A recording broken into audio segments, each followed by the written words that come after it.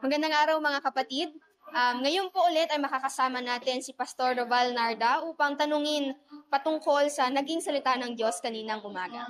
Pastor Roval, magandang umaga po. Kamusta po kayo? Magandang umaga, okay lang. Okay. Sinawa ng Diyos. To God be the glory po sa naging salita po ng Lord kanina. At napakaganda po ng naging usapan natin. Yes. So kami lamang po ay may dalawang katanungan patungkol po sa naging usapan natin. Ang una po ay dahil ang usapan natin ay patungkol sa pagkakaroon ng isang mapagpasalamat na puso.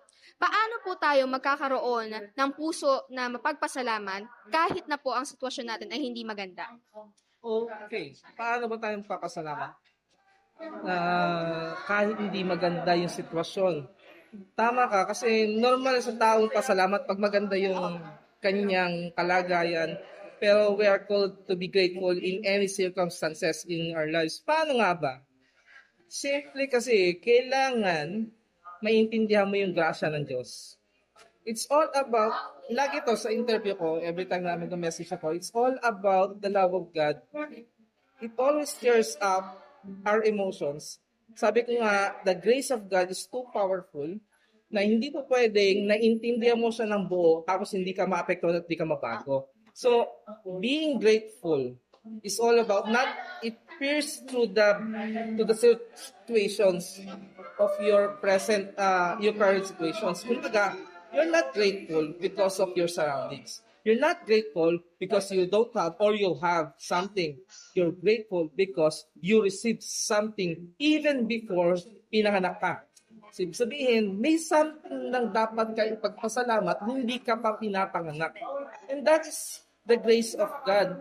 Isipin mo, isang tao ginawa sa maduming alikabok, hiningahan, nilikha lang, and then yet, nagkasala sa Diyos. Tapos, pinubos ng ama gamit ng anak sa buhay ng anak. Hindi ka ba magpapasalamat nun? It always refers to the situation, but always focus on the gospel, on the grace of God that has been given towards us. Doon pa lang, magpapasalamat ka na. Doon pa lang, i-disregard mo na kung ano man na nasa paligid mo. Dahil doon pa lang, kulang na yung maliit na buhay mo para magpasalamat. That is why, kapag pinanganak ka at namatay ka, hanggang sa eternal life, nagpapasalamat ka pa rin. Amen po.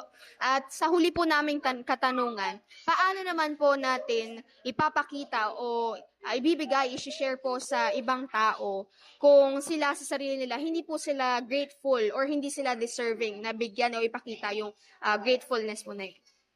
Simple lang. Alalahanin mo yung panahon na hindi ka rin karapat-dapat sa harap ng Diyos. Pero, minahal ka pa rin ng Diyos.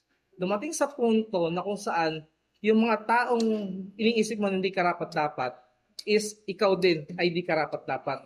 Dumating din sa punto ng buhay mo na ikaw din kinaiinisan. Hindi lang ng tao, kundi ang Diyos ganit din sa'yo dahil sa kasalanan mo. Sino ako para hindi paranas sa kapwa ko yung something na hindi ko rin deserve, tinanggap ko lang. So, if ever na ako bilang tao pinagtiyagaan ng Diyos, sino ako para hindi pagtiyagaan yung tao na pinagtsatsagaan din ng Diyos ngayon. So, it's just a passing of batons. Kung binigyan ako ng pagmamahal ng Diyos na unawaan ko, that's hindi yun patungkol sa akin, kundi patungkol ito sa pagmamahal sa akin. Naunawaan ko to dahil din sa Kanya, sa Spirit ng binigay niya sa akin. Ngayon, kung meron ng tao na nakikita natin na hindi karapat-dapat, isipin natin na minsan din tayo hindi naging karapat-dapat at pinagtiyagaan lang din tayo ng mga pastor na nauna sa atin, na nagturo sa atin. So bakit di tayo maging ganun din sa kanila? Meron din silang tungkulin. Malay mo, sila din tinawag para sa isang tungkulin. Bakit kaya magiging sukdulan para sa kanila? To God be the glory. Maraming salamat po, Pastor.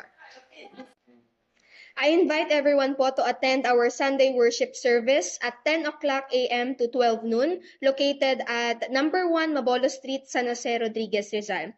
And please follow us to our social media platforms. God bless everyone.